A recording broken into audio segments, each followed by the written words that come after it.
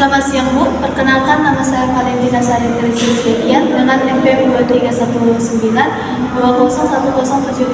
Saya perwakilan dari kelompok 4. Di sini saya akan menjelaskan mengenai tugas proyek kami mengenai anatomi, posisi anatomi dan arah anatomi. Yang pertama superior. Superior ini diartikan sebagai bagian atas, posterior ini lebih dekat ke belakang atau biasa disebut belakang. Anterior ini lebih dekat ke depan. Medial ini bagian tubuh tengah atau lebih dekat ke bidang median. Lateral ini bagian samping atau menjauhi bidang median. Dan serta inferior itu bagian bawah. Sekian dan terima kasih. Proyek kedua kami mengenai anatomi sel. Di sini ada beberapa bagian anatomi sel, beberapa bagian, diantaranya peristosom, centrosom, centriole, lisosom, ribosom, cilium, sel membran, endoplasmic sel reticulum, dan nukleus ini terbagi menjadi beberapa bagian. Ada nuklear core, nukleus, nukleoplasma, nuklear envelope, endoplasmic reticulum, mitokondria, sitoplasma, secretory vesicles, Golgi apparatus. Saya akan menjelaskan tentang tingkatan organisasi makhluk hidup. Yang pertama, molekul. Molekul ini adalah bagian terkecil dari senyawa yang tersusun dari gabungan dua atau lebih atom.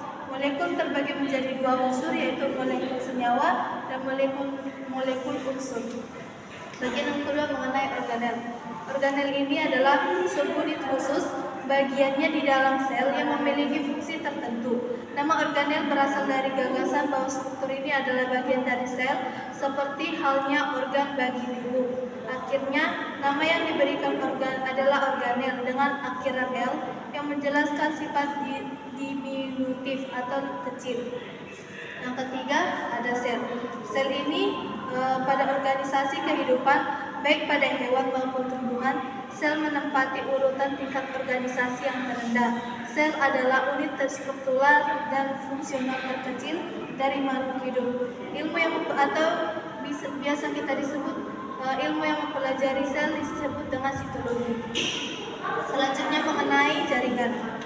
Jaringan ini terbagi menjadi beberapa bagian. Yang pertama, jaringan pada manusia. Jaringan manusia adalah kumpulan sel dengan susunan yang serupa. Sekumpulan sel ini akan bekerja sama untuk mencapai suatu fungsi tertentu. Yang kedua, sebagai contoh, jaringan tubuh pada manusia membangun lengan, kaki, tangan, serta organ-organ dalam, termasuk lapisan lambung, paru-paru, dan otak. Yang ketiga, tubuh manusia terdiri dari 4 macam jaringan dasar, yaitu jaringan epitel, jaringan ikat, jaringan saraf, dan jaringan otot. Selanjutnya mengenai organ. Organ adalah kumpulan jaringan yang memiliki satu fungsi atau lebih. Berdasarkan letaknya, organ tubuh terbagi menjadi organ dalam dan organ luar. Organ dalam tubuh ini terdiri dari jantung, ginjal, hati, paru-paru, lambung, dan usus. Sedangkan organ tubuh luar adalah hidung dan kulit. Sistem organ. Sistem organ adalah kelompok organ yang bekerja sama membentuk suatu fungsi yang berkesinambungan. Sistem organ ini pada tubuh hewan dan manusia dibedakan menjadi 10 sistem, yaitu pencernaan, pernapasan, peredaran darah, ekskresi, saraf, rangka, otot, kelenjar, integumen, dan reproduksi. Selanjutnya mengenai organisme individu atau yang biasa disebut dengan individu. Adalah suatu satuan makhluk hidup yang tersusun secara kompleks atau gabungan sistem organ yang bekerja sama membentuk kehidupan. Selanjutnya populasi. Populasi adalah sekumpulan individu dengan ciri-ciri yang sama yang hidup di tempat yang sama dan memiliki kemampuan bereproduksi di antara sesamanya. Selanjutnya mengenai ekosistem. Ekosistem adalah suatu sistem yang terdiri dari organisme hidup atau yang biasa disebut dengan biotik dan lingkungan fisik atau yang biasa disebut dengan abiotik yang saling berinteraksi dalam suatu wilayah atau area tertentu. Dan yang terakhir adalah bioma.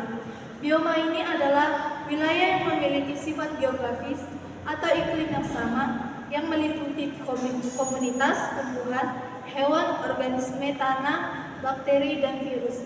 Sekian pemaparan dari tugas proyek kami dari kelompok 4. Sekian dan terima kasih.